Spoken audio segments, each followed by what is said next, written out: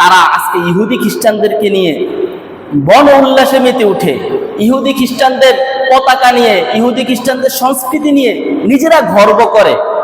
তাহলে আপনি কিভাবে নিজেদের ঐতিহ্য ফিরে যদি না আসেন, তাহলে কিভাবে মুসলমানরা বিজয় লাভ করবে? আপনি তো আপনার মুসলমানের ঐতিহ্য, মুসলমানের সংস্কৃতি নিজেকে ভুলে গিয়েছেন। আপনি কে এটাই ভুলে গিয়েছেন। আপনি এখন নাম নিয়েছে মুসলমান, ভিতরে কাজকর্ম সবকিছু ইহুদি খ্রিস্টান। আজকে শুধু আপনাদের এলাকা না, অনেকে মনে করবে হুজুর এখন আমাদেরকে শুধু বলতেছে, সব এলাকায় আছে, সব এলাকায়, শুধু বাংলাদেশ না, শুধু পুরা বিশ্বের মধ্যে এখন বর্তমান ফুটবল বিশ্বকাপ নিয়ে পুরা বিশ্ব এত মগ্ন, তাদের কোনো খবরও নাই। যেই দিন বিশ্বকাপ উদ্বোধন হয়েছে ঠিক ওই দিনে গাজার মধ্যে ইসরায়েল ঠিকই হামলা করছে, ওই দিনও অনেক মানুষ মারা গেছে আমার আপনার মতো। গাজার তারা আমার আপনার মতো মুসলমান। আপনি যে ব্রাজিল আর্জেন্টিনা সাপোর্ট করেন, সেই ব্রাজিল আর্জেন্টিনা সবচেয়ে বেশি ইসরায়েলকে টাকা পয়সা দিয়ে, অস্ত্র শস্ত্র দিয়ে সবচেয়ে বেশি সহায়তা করে। যে ব্রাজিল আর্জেন্টিনাকে আপনি ভালোবাসেন, সেই ব্রাজিল আর্জেন্টিনা আপনার আল্লাহর নাম উচ্চারণ করা যায় না, আল্লাহু আকবার আল্লাহু আকবার উচ্চস্বরে আজান দেওয়া যায় না, প্রকাশ্যে নামাজ পড়া যায় না।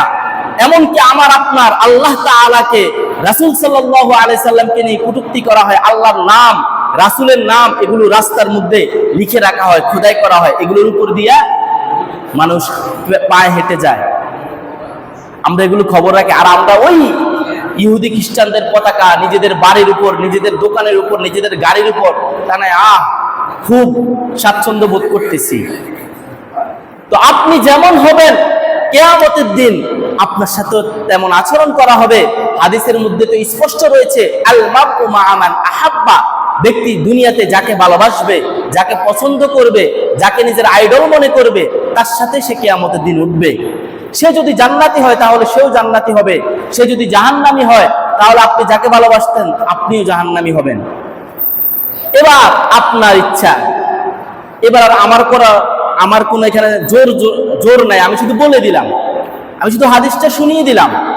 আপনি যদি মেসি, নেইমার, রোনালদো এই সমস্ত ইহুদি খ্রিস্টানদেরকে ভালোবাসেন, এই সমস্ত লোকের কাহিনী শুনবেন, তাদের ছেলে মেয়ে 4-5 জন হওয়ার পরে এরপরে তাদের বিবাহ হয়। ওদের তো কোনো বিবাহ নাই, ইহুদি খ্রিস্টানদের কি বিবাহ আছে না? মানে এগুলো হওয়ার পরে এরপরে বিবাহ। তো তারা হচ্ছে কত খারাপ, তাদের না আচরণ ভালো, তাদের না কি ভালো, সবচেয়ে বড় কথা তারা মুসলমান না।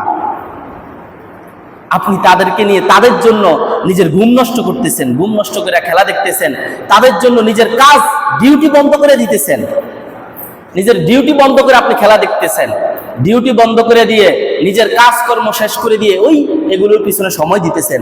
যদি